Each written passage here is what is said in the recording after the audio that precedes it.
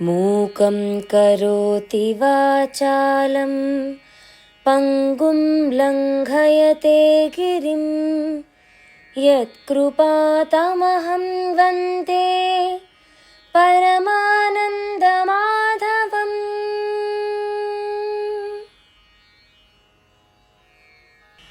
అధరం మధురం వదనం మధురం నయనం మధురం హసితం మధురం.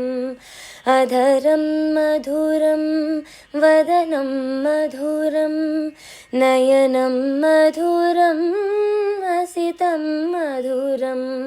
హృదయం మధురం గమనం మధురం మధురాధిపతేరఖిలం మధురం. వచనం మధురం చరితం మధురం వసనం మధురం వలితం మధురం. చలితం మధురం భ్రమితం మధురం మధురాధిపతేరఖిలం మధురం. వేణుర్మధురో రేణుర్మధురః పాణిర్మధురః పాదౌ మధురౌ. వేణుర్మధురో రేణుర్మధురః పాణిర్మధురః పాదౌ మధురౌ. నృత్యం మధురం సఖ్యం మధురం మధురాధిపతేరఖిలం మధురం. గీతం మధురం పీతం మధురం భుక్తం మధురం సుప్తం మధురం. గీతం మధురం పీతం మధురం భుక్తం మధురం సుప్తం మధురం. రూపం మధురం తిలకం మధురం మధురాధిపతేరఖిలం మధురం.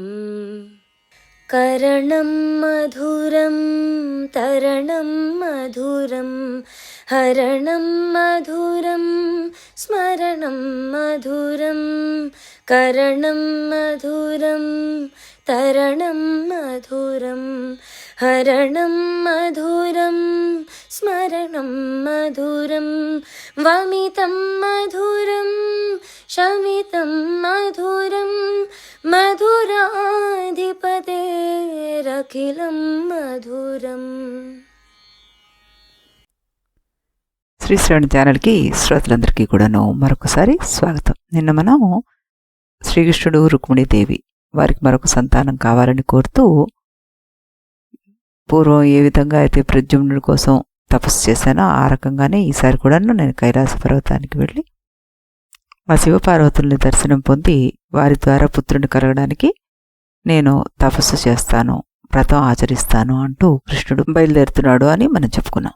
ఇప్పుడు దాని తర్వాత ఏం జరుగుతుందో విందాం. రజతగిరికి వెళ్ళి ముందుగా పార్వతీ పరమేశ్వరుల దర్శనాన్ని పొందాలి. ఆ తర్వాత బద్రీవనంలో తపోనియమవంతులు అఖిల సిద్ధాంతవేత్తలు జీవన్ముక్తులు అయిన మునీశ్వరుల అభినందన భాగ్యం అందుకోవాలి. అందుకు కైలాసయాత్ర తప్పదు అన్నాడు కృష్ణుడు అనమాట. ఎవరితోటి? రుక్మిణీదేవితోటి. భర్త మాటలకి పొంగిపోయింది రుక్మిణి. ఆ రోజు గడిచి తెల్లవారింది. నియమనిష్టాదులన్నీ ముగించాడు కృష్ణుడు. భూసురులైన బ్రాహ్మణులకు గోవులు బంగారము భూమి అడిగినంత మేర ఇచ్చాడు. ఆస్థాన మంటపంలోకి ప్రవేశించాడు. బలభద్రుడు సాత్యకి కృతవర్మ సారణుడు ఉగ్రసేనుడు ఉద్ధవాచార్యుడు మొదలైన యాదవ ప్రముఖులతో నిండిన కొలువు కూటాన్ని నవ్వుతూ చూశాడు. అన్నాడు ఇలాగా: మహనీయులారా, పూతన సంహారం మొదలుకొని నరకాసుర వధ వరకు నేను చేసిన సాహస కృత్యాలన్నీ మీ అందరికీ తెలిసినవే. అవన్నీ తెలిసిన కారణంగా ఎవరినైనా కృష్ణుడు ఎదిరించగలడని మీరు అనుకుంటున్నారేమో. అది తప్పు. అలా అని నాకు అనిపిస్తోంది. నాకొక పరమ భయంకర శత్రువు ఉన్నాడు.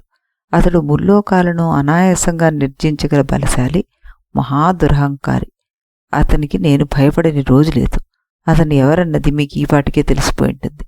అవును, మీరు ఊహించింది నిజమే. అతని పేరు పౌండ్రుడు. ఇన్నాళ్ళు పౌండ్రుడి నుంచి నన్ను నేను కాపాడుకుంటూ ఈ ద్వారకా నగరిని కాపాడుతూ వచ్చాను. ఇప్పుడు చిన్న అంతరాయం కలిగింది. నేను ఒక ముఖ్య కార్యం పైన కైలాసగిరికి వెళ్తున్నాను. నేను కైలాసగిరికి వెళ్ళానని తెలిసిందో లేదో పౌండ్రకుడు ద్వారకను ముట్టడించేందుకు ప్రయత్నం చేస్తాడు.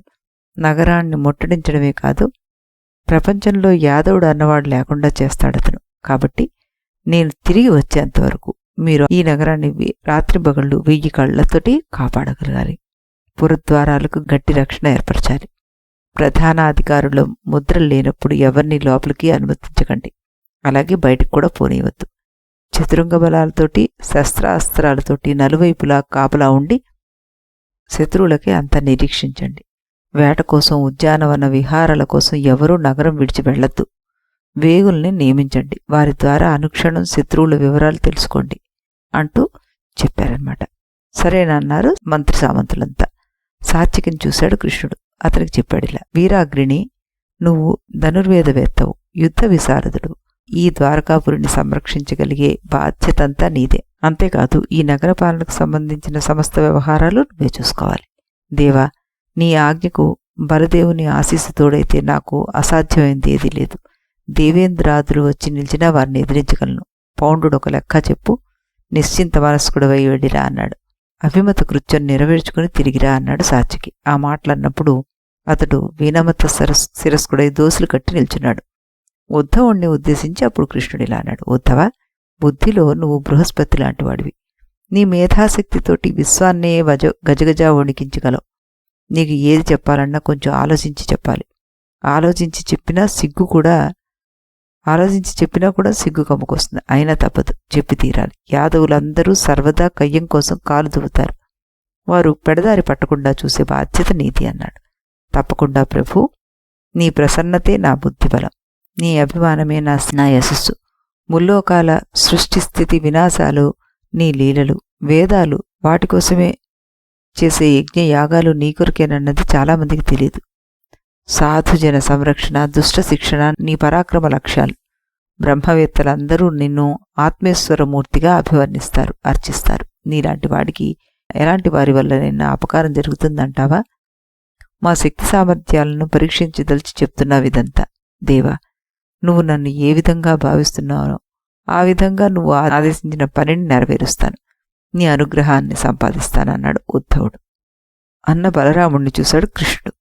అతనితో అన్నాడిలా, మహాబలశాలి బలరామ, నువ్వు అనన్య పరాక్రమవంతుడివి. నీ చల్లని చూపుల్లో మాకు ఎలాంటి కొరత లేదు. నీ పాలన సకల సౌఖ్యాల నిలయం. మమ్మల్ని ఇలాగే కరుణించు. నీ మాట కాదంటానా అన్నాడు కృష్ణుడు. మిగిలిన యాదవ ప్రముఖులకు కూడా వారి వారి స్థాయికి తగ్గట్టుగా తగు జాగ్రత్తలు, కార్యాలు అప్పచెప్పాడు కృష్ణుడు. అందర్నీ వీడుకున్నాడు. గరుత్మంతుని హృదయాంతరాలను స్మరించాడంతే. స్మరించినంతనే ఆకాశంలో ప్రత్యక్షమయ్యాడు ఈ గరుత్మంతుడు. బాలభానుడిలాగా బంగారు రెక్కలతో మెరిసిపోయాడు. కాసేపటికి భూతరికి ఆవతించాడు. కృష్ణుడికి నమస్కరించాడు, స్తుతించాడు. ఆజ్ఞ అన్నాడు. కృష్ణుడు అతని చేత్తో నిమిరి ఇలా చెప్పాడు, విహంగేంద్ర, కైలాసపతిని చూడాలని అనుకుంటున్నాను. నా ఈ ప్రస్థానంలో నీ చాతుర్యం లోకాలకి వెల్లడి కావాలి అంటూ అతనితో అన్నారు. అవశ్యం అన్నాడు గరుత్మంతుడు. వినయభారంతో ముందుకు వంగాడు. అతన్ని అధిరోహించాడు కృష్ణుడు. నీలమేఘంలా ప్రకాశించాడు. అనుసరించిన మంత్రి సామంతుల్ని, బంధుమిత్రుల్ని వీడుకున్నాడు. ఈశాన్య దిశాముఖుడై ప్రస్తావన కొనసాగించాడు. కృష్ణుని అంతరంగాన్ని తెలుసుకున్న గరుత్మంతుడు సిద్ధ విద్యాధరుల మార్గంలో విజృంభించాడు. గరుత్మంతుని విపరీత వేగం వల్ల సప్తసాగరాలు అల్లలాడాయి. అతని ఖాతాలకు దేవతల విమానాలు చెల్లాచెదరులైపోయాయి. అతని ఉగ్రమైన చూపులతోటి, రెక్కల ఎర్రని వెలుగుతోటి అకాల సూర్యోదయ కాంతి అక్కడ అలుముకుంది. అతని తీవ్రమైన గమన ధ్వని భూతిరిపై గల పర్వత గుహాలన్నింటినీ భోరుమని మ్రోగించేసింది. సూర్యలోకంలో ఉన్న ఉత్తమ మునీశ్వరులు గరుత్మంతుని అధిరోహించిన కృష్ణుని చూశారు. వేద సూక్తాలతోటి వేణోళ్లు వినిపించారు అతన్ని. కొంతకాలం అలాగే ప్రస్థానం కొనసాగింది. తర్వాత పవిత్రమైన బద్రీవనం మధ్యలోకి ప్రవేశించాడు గరుత్మంతుడు. ఆ వనం చాలా ఏళ్లపాటు నరనారాయణులకు తపో ప్రదేశంగా విలసిల్లింది. రేగుమానులకు నెలవైన సుశీతల ప్రదేశం అది. దేవేంద్రాదులు తపస్సు ఆచరించి బ్రహ్మహత్యాది పాతకాలను పోగొట్టుకునేది ఇక్కడే. బ్రహ్మాదులు ఆచరించిన యజ్ఞయాగాదులు, బంగారు రతనాలు, యూపస్తంభాలు, ఆ బద్రికావనం దేవతలకి ఎప్పుడూ నేత్రపర్వంగా ఉంటుందన్నమాట. ఒక మున్నిపల్లె ప్రాంతంలోకి ప్రవేశించాడు కృష్ణుడు. ప్రశాంతంగా ఉంది ఆ పల్లె. అక్కడ కొమ్మలు ఎండగట్టిన నారచీరలు ఆ ప్రాంతానికి వింత శోభను కలగజేస్తున్నాయి. హోమద్రవ్యాలతో పాటు పైపైకి విజృంభిస్తున్న త్రేతాగ్ని జ్వాలలు సరికొత్త దీపాల్లాగా అనిపిస్తున్నాయి. పాలు తాగి పరుగులు తీస్తున్న లేగల నోళ్ల నుండి వెలువడుతున్న తెల్ల తెల్లని నురువులు తెల్లని పువ్వుల్లా జారుతున్నాయి. గూళ్లకు చేరుకుంటున్న పక్షుల ధ్వనులు నలువైపులా జయ జయ ధ్వానాల్లా మారుమోగుతున్నాయి. ఆ పల్లె పవిత్రతను చూసి ఆశ్చర్యపోయాడు కృష్ణుడు. గరుత్మంతుని మూపుపై నుండి కిందకు దిగాడు. ఒక ఆశ్రమంలోకి ప్రవేశించాడు. కృష్ణుడు బదరీవన ప్రవేశం చేశాడని తెలిసింది. దగ్గరలో నివసిస్తున్న వ్యాసుడు, భరద్వాజుడు, వాల్మీకి, గౌతముడు, కాశ్యపుడు మొదలైన మహామునీశ్వరుడు ఎంతగానో సంతోషించారు. వారంతా కృష్ణుని సమీపించారు. అర్ఘ్యపాద్యాది పూజలు ఆచరించారు. అత్యంత భక్తులతోటి దోసులు కట్టి నిలబడ్డారు. కృష్ణ, నువ్వు ఇక్కడికి రావడంతో మా తపశ్చర్యలకు సిద్ధి కలిగింది. చెప్పు కృష్ణ, మేము ఇప్పుడు ఏం చేయాలి? నీకిష్టమైన పనులు చేయడమే కదా మాకు మోక్షం అన్నారు.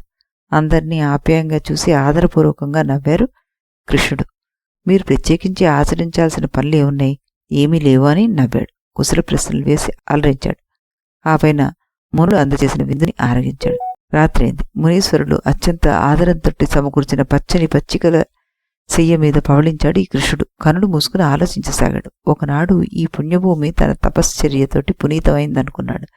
అనుకున్నంతనే లేచి కూర్చున్నాడు. బద్రికారణ్యంలో పర్యటించాలి అని నిర్ణయించుకున్నాడు. బయలుదేరి గంగానది ఉత్తర భూమిలో విహరించాడు. ఆ ప్రాంతంలో కృష్ణుడికి పంచాగ్ని మధ్య తపస్సు చేస్తున్న తాపసులు, నీటి మధ్యలో నిలిచి కఠోర నిష్ఠలు అవలంబిస్తున్నవారు, నిరసన వ్రతులు, ప్రాణాయామ పరాయణులు, జలాహారులు, మొండిత సిరులు అనేక మంది మునీంద్రులు అక్కడ కనిపించారు. ఆ ప్రదేశంలో సిద్ధులు నివసించిన పర్వత శిఖరాలు, కిన్నర సుందరీమణుల మనోహరాగాలతోటి ఆనందించిన కొండచర్యలు, సమాధి నిమగ్నులై యోగీశ్వరులు గల శైలగుహాలు, గంధర్వుల వీణాగాణాలు, ఆస్వాదించే లేళ్ల గుంపులు కృష్ణుడు కనిపించారన్నమాట. వాటిని సందర్శనంతో పులకితుడైపోయాడు కృష్ణుడు. అటు ఇటు ఆనందంగా మరి కాసేపు విహరించాడు. అర్ధరాత్రి దాటింది. యోగనిష్ఠుగా అది అనువైన సమయం గ్రహించాడు అది కృష్ణుడు. స్వస్తిక ఆసనంలో నిశ్చల శిలాప్రతిమాకృతి ధరించాడతను. శరీరము, గళము, శిరస్సు సమరేఖలో ఉండేట్టుగా చేసి నాసికాగ్రం పైన దృష్టి నిలిపాడు కృష్ణుడు. బాహ్య ప్రపంచాన్ని విస్మరించాడు. నివాత దీప కళికలాగా ప్రకాశించాడతను. ఆ స్థితిలో కృష్ణుడిని చూసి దగ్గరలో గల సిద్ధులు అమితాశ్చర్యాన్ని పొందారు. ఎడతగని ఏకాగ్రతతోటి కృష్ణుడు పరంజ్యోతి స్వరూపంలాగా ప్రకాశిస్తున్నాడు. అంతలో బాణవర్షానికి గాయపడి అడవి పందులు, బిబ్బులు పరుగులు పెడుతూ పెద్దగా అరవసాగాయి. కలకలం సృష్టించసాగాయి. వాటి వెనుక విద్యుద్వేగాలతోటి వేట కుక్కలు రాసాగాయి. అరణ్యం మొత్తం పట్టపగల్లా తయారైంది. 1000 దివిటీల వెలుగు విచ్చుకుంది అంతా.